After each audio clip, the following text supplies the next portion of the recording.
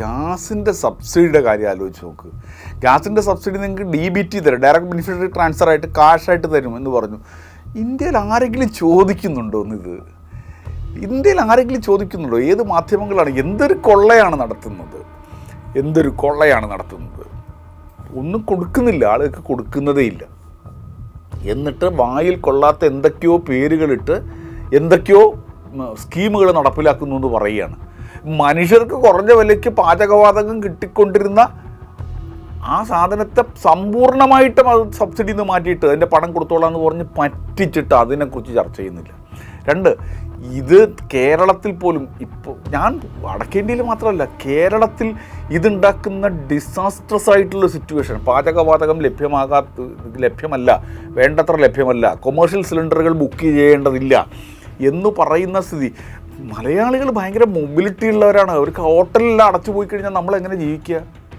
ഇതിൻ്റെ ഒരു ഗൗരവം കേന്ദ്ര ഭരണകക്ഷിയോട് ചോദ്യങ്ങളായി ചോദിക്കാൻ ഈ രാജീവ് ചന്ദ്രശേഖരൊക്കെ വന്നിട്ട് ഈ മുഹമ്മദ് റിയാസിനെയൊക്കെ ആക്ഷേപിക്കുമ്പോൾ നിങ്ങൾക്കിത് ഗ്യാസിനെ കുറിച്ചൊരു ചോദ്യം ചോദിക്കുകയാണ്. അപ്പോൾ ഗ്യാസ് അന്തർദേശീയ പ്രശ്നമല്ലേ, ആഗോള പ്രശ്നമല്ലേ, അത് നിങ്ങൾക്ക് അറിഞ്ഞൂടെ എന്ന് ചോദിച്ച് രക്ഷപ്പെട്ടു പോവുകയും എന്നിട്ട് അമ്മായിയപ്പൻ മരുമകൻ എന്ന് പറയുന്ന അസംബന്ധം വിളിച്ചു പറയാൻ ഞങ്ങൾക്ക് അനുവാദം കൊടുക്കുകയും ചെയ്തിട്ട് കയ്യും കെട്ടി നോക്കി നിന്ന് പ്രതിപക്ഷങ്ങളിലേക്കാണ് കേരളത്തിലെ മാധ്യമങ്ങൾ. അഖിലേന്ത്യാ തലത്തിൽ വരാൻ മെയിൻ സ്ട്രീം മീഡിയ അഖിലേന്ത്യാ തലത്തിൽ ഇത് ഉണ്ടാക്കിക്കൊണ്ടിരിക്കുന്ന ഒരു ഹാവോക്ക്, ഒരു വലിയ പ്രതിസന്ധി ആർക്കെങ്കിലും അറിയാമോ? ഇപ്പം നമ്മൾ ഇൻസ്റ്റഗ്രാമിലും അതുമാതിരിയുള്ള സംഗതികളിലും ആളുകൾ എടുത്തിടുന്ന ചിത്രങ്ങളും വീഡിയോകളും അല്ലാതെ വാർത്തകൾ തന്നെ വരുന്നുണ്ടോ?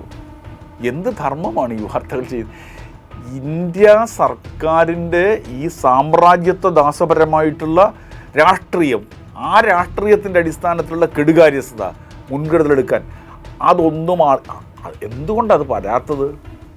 അവർ അവിടെ അള്ളിപ്പിടിച്ചിരിക്കുന്നതിന് കാരണം ഇത് മനുഷ്യരുടെ മുമ്പിൽ ചർച്ചയ്ക്ക് വരുന്നില്ല എന്നുള്ളത് കൊണ്ടാണ്. വാസ്തവത്തിൽ RSSനെയും BJPയെയും അധികാരഭ്രഷ്ടമാക്കുന്നതിനുള്ള ഒരു ജനരോഷം ഉയർന്നു വരാതിരിക്കാൻ അച്ചാരം വാങ്ങി പ്രവർത്തിക്കുന്നവരാണ് ഇന്ത്യയിലെ മാധ്യമങ്ങൾ എന്ന് കാണണം.